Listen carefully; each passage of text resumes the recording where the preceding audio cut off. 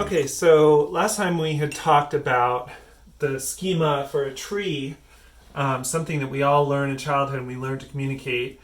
And we're going to do an assignment about abstract schema, right? And that means just making geometric schema, being able to draw them and being able to move them around in space in your mind and on your drawing, which is really important. But before we do that, I thought it's interesting to explore kind of visual philosophy. So what I'm looking at here is a picture of the pure Platonic solids. Now, these solids have rules. They have to be regular forms. They have to have the exact same shape on every side. And when they have a vertex, so a vertex is when they meet, then they have to have the same number of shapes touching each other at each vertex, right? So if you create those rules, there's only 5, right? And this is what they are. It was created in the time of Plato, and Plato was always looking for this world of ideal forms. He thought that the real world was a corruption of this world of pure mental perfection.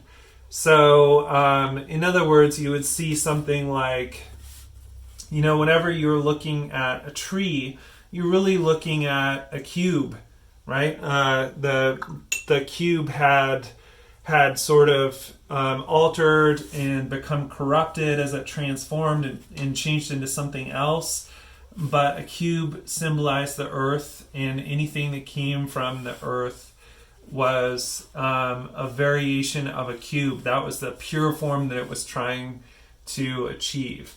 If you look at this, this is, I don't know what this is called actually, maybe it's a dodecahedron or something, but putting together one of these pure forms based on 5-sided shapes on pentagons is always related to the sun and the celestial sphere.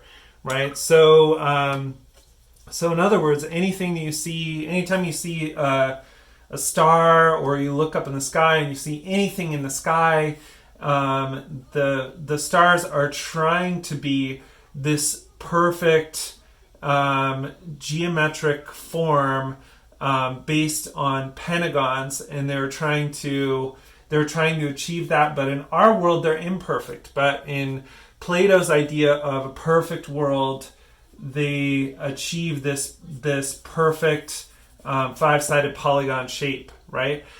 So there's all kinds of references. That's the way that we still make a star today. We make it with 5 sides because we are referring to this idea. But of course, the star doesn't have 5 sides. It's just a perfect sphere. It's a ball of burning gas, right? But it's interesting to think about this idea and where it comes from. Plato's idea of pure forms, and then his theorization of the existence of these rule-based geometric forms, which they actually do exist, and they've been studied ever since Plato thought of them. They have to be regular. The shape has to be the same on every single surface. And then when there's a vertex and it connects, that vertex always has the same number of connections, right? So Plato is incredible because he was trying to make this philosophical idea about the nature of reality itself. He was trying to make a point about reality. And in doing so, he invented this kind of essential geometry, which we still think about today, and which is still studied by mathematicians. But I like these old drawings. These drawings are by Kepler, and this is where the drawing sort of shows how Plato was trying to link it to the nature of reality, to say like this essential form is linked to fire, this is linked to the cosmos, this is linked to the earth, this is linked to the air, this is linked to the sea, right? So you can see even in this drawing that is where those ideas in medieval medicine come from, of the the humors, and the humors being affected by the elements, right? So these elemental ideas, air, fire, water, earth, and this one is ether, spirit, or the celestial sphere, right? And those are things we're totally still familiar with today.